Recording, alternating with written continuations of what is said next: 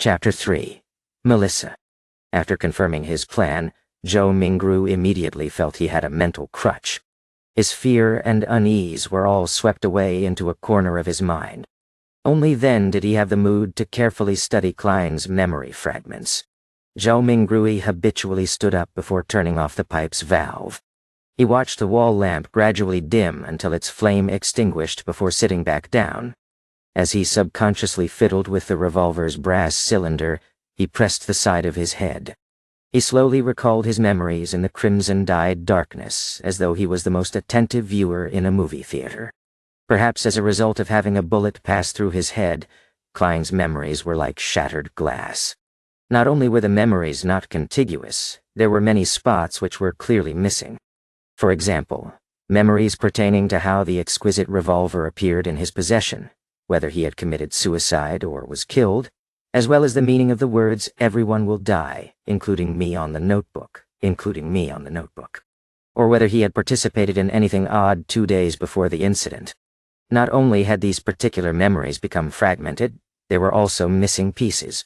It was the same even for knowledge he ought to know. In light of the present situation, Zhou Mingru believed that if Klein were to return to university, it was unlikely he could graduate.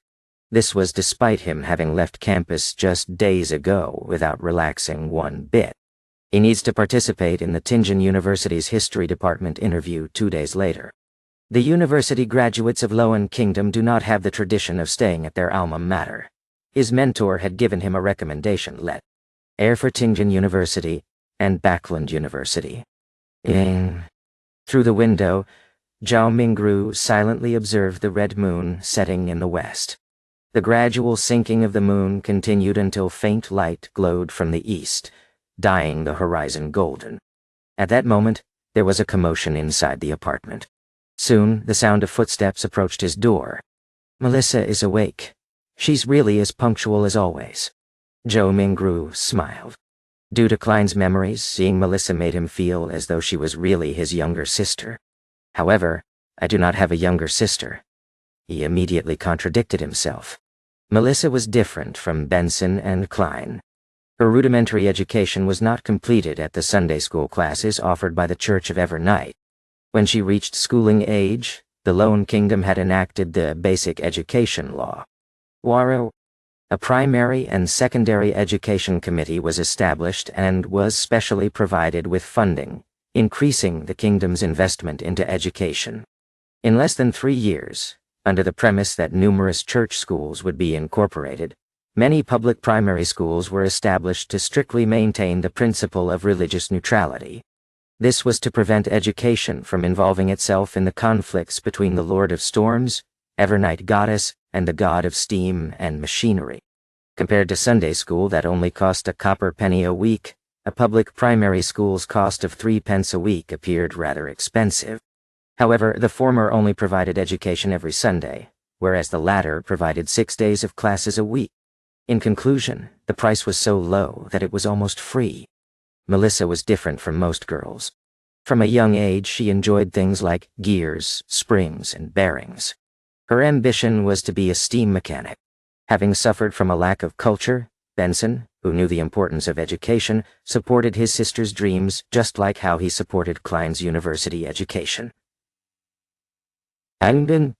After all, Tianjin Technical School was only considered secondary education. There was no need for her to attend language school or a public school for more knowledge. In July last year, 15-year-old Melissa passed her entrance examinations and fulfilled her dreams of becoming a student at the Tianjin Technical School's Steam and Machinery department. As such, her weekly school fees raised to 9 pence. Meanwhile, Benson's company was affected by the situation in the southern continent. There was a drastic drop both in profit and business transactions. More than a third of the employees were retrenched. In order to keep his job and maintain their livelihood, Benson could only accept more arduous tasks. He had to work overtime more frequently or head to places with harsh environments. That was what he was occupied with the past few days.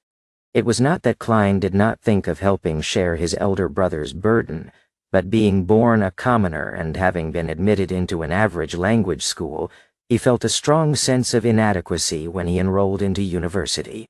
For example, as the origin of all languages in the northern continent, the ancient language of Phizak was something all the children of nobles and of the wealthy class would learn from a young age. In contrast, he only made first contact with it in university. He faced many similar aspects during his schooling career.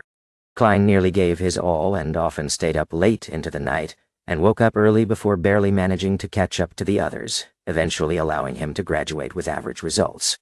Memories regarding his elder brother and younger sister remained active in Zhou Mingrui's mind until he turned the doorknob open. Only then did he jolt awake and remember that he held a revolver in his hand. This was a semi-regulated item. It will scare children. Also, there's still the wound on my head. With Melissa arriving at any moment, Zhou Mingru pressed onto his temple and hurriedly pulled open a desk drawer and threw the revolver in before slamming it close. What happened? Melissa looked over curiously when she heard the commotion. She was still in the prime of her youth. Even though she didn't have much nutritious food to eat, making her face thin and slightly pale, her skin remained lustrous as it exuded the vibes of a young girl. When Zhou Mingru saw his sister's brown eyes look over, he forcibly composed himself and picked up an item beside his hand before calmly closing the drawer to conceal the existence of the revolver. He placed his other hand on his temple, the texture confirming that his wound had already healed. He took out a silver vine-leaf pocket watch and pressed the top gently, causing its cover to flip open. It was a picture of the siblings' father. It was the most valuable item the Imperial Army sergeant left behind, but being a second-hand item, it would often malfunction from time to time in recent years, even though he had gotten a watchsmith to fix it. It had embarrassed Benson, who enjoyed bringing it with him to elevate his status many a time, so it was thrown away back at home in the end. It had to be said that perhaps Melissa did have talent in machinery. After grasping the principles behind the watch, she borrowed the tools from her technical school to fiddle with the pocket watch. Recently, she even claimed to have fixed it. Zhou Mingru looked at the watch's open cover and saw that the second hand was not moving. Subconsciously, he twisted the top dial to wind the pocket watch. However, despite winding it a few times, he did not hear the sound of taut springs. The second hand remained motionless. It looks like it's broken again. He looked at his sister while trying to find a topic of conversation. Melissa shot him an expressionless glance and briskly walked over to take the pocket watch away. She stood in her spot and pulled up the button sitting atop the pocket watch. With a few simple turns, the tick-tocking of the second hand sounded. Isn't pulling the button up usually meant to adjust the time? Zhou Mingru's expression immediately turned blank. At that moment, a bell chimed from a faraway cathedral. It chimed 6 times, sounding distant and ethereal. Melissa tilted her head to listen to it and pulled the button up once again. Following that, she turned it to synchronize the time. "It's okay now," she said simply without emotion. She then pressed the top button back and handed the pocket watch back to Zhou Mingru. Zhou Mingru returned a smile politely in embarrassment. Melissa gave her elder brother a piercing stare before turning to walk to the cupboard. She took her toiletries and towel before opening the door to leave. She headed for the public bathroom. Why did her expression have a look of disparagement and resignation? Is it a look of love and concern for a retarded brother? Zhou Mingru lowered his head and chuckled. He closed the pocket watch's cover with a click before opening it again. He repeated this action as his idle thoughts focused on a question. Klein committed suicide without a silencer.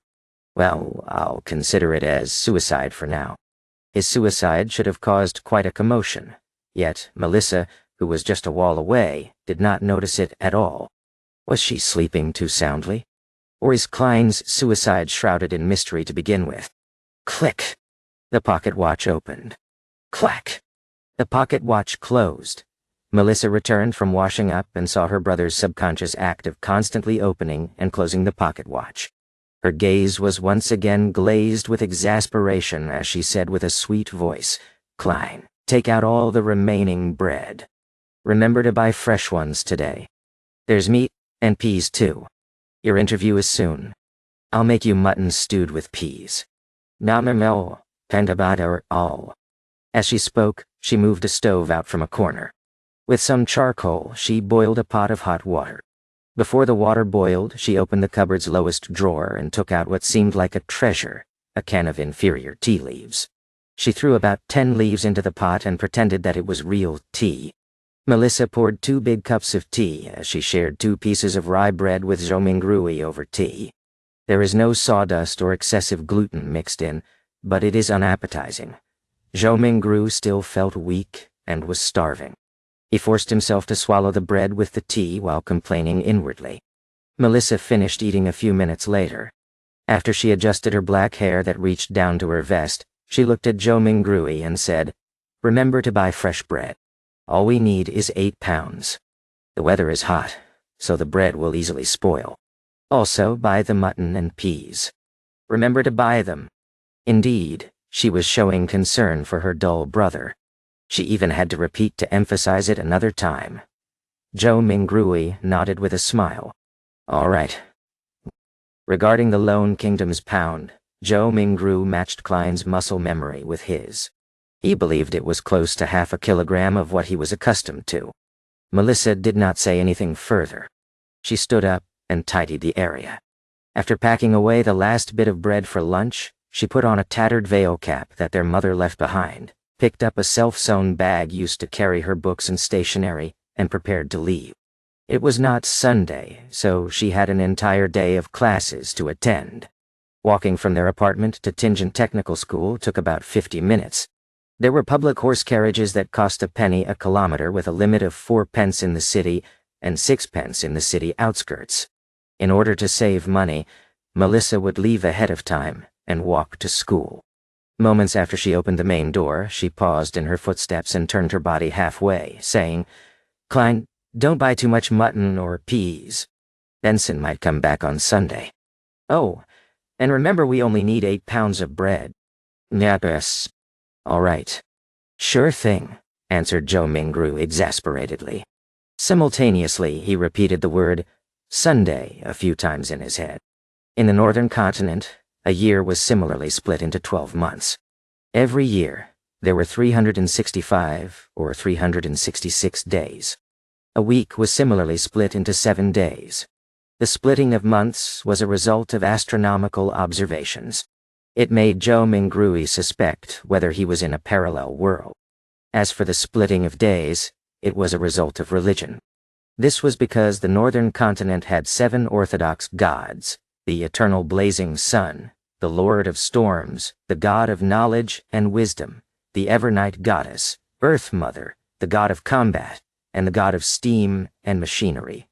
Watching his sister close the door and leave, Zhou Mingru suddenly sighed. Soon, his thoughts focused on the luck enhancement ritual. "Sorry, I really wish to return home."